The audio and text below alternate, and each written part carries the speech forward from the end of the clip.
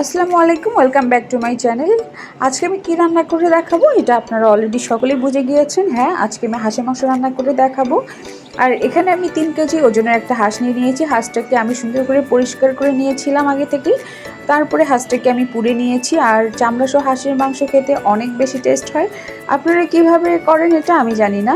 তো আমি হাঁসটাকে সুন্দর করে পরিষ্কার করে নেওয়ার পরে এটাকে আমি পিস পিস করে কেটে নিচ্ছি। আর যারা হাঁসের মাংস কাটতে পারেন না, অনেক কষ্ট হয়, তারা আমার এই ভিডিওটা দেখে অবশ্যই শিখে যাবেন যে কীভাবে হাঁসের মাংস কাটতে হয়। আমি সম্পূর্ণ হাঁসটাকে সুন্দর করে কেটে নিয়ে আমি মাংসগুলোকে ধুয়ে নিব। আর আমার মাংসগুলো ধুয়ে নেওয়া শেষ। এখন আমি মশলাটা তৈরি করব। আর এই জন্য আমি এখানে কিছু ধনিয়া নিয়ে নিয়েছি, জিরা নিয়ে নিয়েছি, জায়ফল নিয়ে নিয়েছি, সাদা এলাচ নিয়ে নিয়েছি, দারুচিনি নিয়ে নিয়েছি, গোলমরিচ নিয়ে নিয়েছি, তেজপাতা নিয়ে নিয়েছি, আর কয়েকটা শুকনো মরিচ নিয়ে নিব। এখন সবগুলাকে আমি একটা চুলোর মধ্যে দিয়ে মুচমুচে করে ভেজে নিব। যারা কিনা হাঁসের মাংস রান্না করলে গন্ধ হয়, তারা এভাবেই মশলাটা রেডি করে নিলে হাঁসের মাংস একদমই গন্ধ হবে না। তারপর আমি একটা ব্লেন্ডার নিয়ে নিব। আর ব্লেন্ডারের মধ্যে আমি সবগুলোকে গুঁড়ো করে নিব। আমার গুঁড়ো করে নেওয়া শেষ। এখন আমি এটাকে সাইডে রেখে দিব। অন্যদিকে চুলোয় আমি একটা প্যান বসিয়ে দিই। এখানে তেল নিয়ে নিব 1 থেকে 2 কাপের মতো। পেঁয়াজ বাটা দিয়ে দিব। তারপর পেঁয়াজ বাটাকে হালকা এভাবে নেড়ে চেড়ে নিব। তারপর এখানে আদা বাটা, রসুন বাটা দিয়ে সবগুলোকে আবারও আমি 1 থেকে 2 মিনিটের মতো ভালো করে কষিয়ে নিব।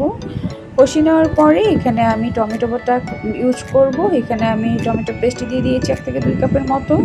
তারপর সবগুলোকে আমি ভালোভাবে একটু নেড়ে চেড়ে নিব। তারপর এখানে আমি কিছু হলুদ গুঁড়া, মরিচ গুঁড়া, লবণ স্বাদ মতো দিয়ে দিব। তারপর সবগুলো মশলাকে এভাবে কষিয়ে নিব। আপনি মশলাটাকে যত কষাবেন মাংসের স্বাদটাও তত বেশি হবে।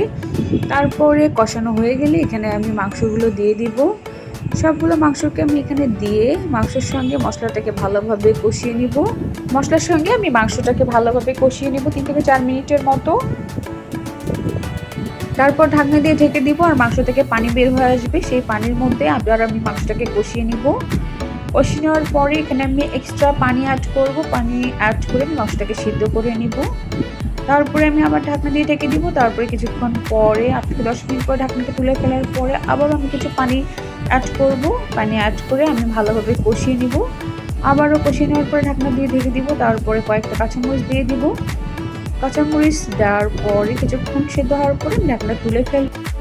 এই অবস্থায় আমি হাঁসের মাংসটাকে ভালোভাবে কষিয়ে নেব 8 থেকে 10 মিনিটের মতো। তারপর চুলা বন্ধ করে দেওয়ার আগে আমি মশলাটাকে দিয়ে দিব, সেই গুঁড়ো করে রাখা মশলাটা। আজকে আমার এই হাঁসের মাংসের রেসিপিটি কেমন লাগলো অবশ্যই কমেন্ট করে জানাবেন। ভালো থাকবেন।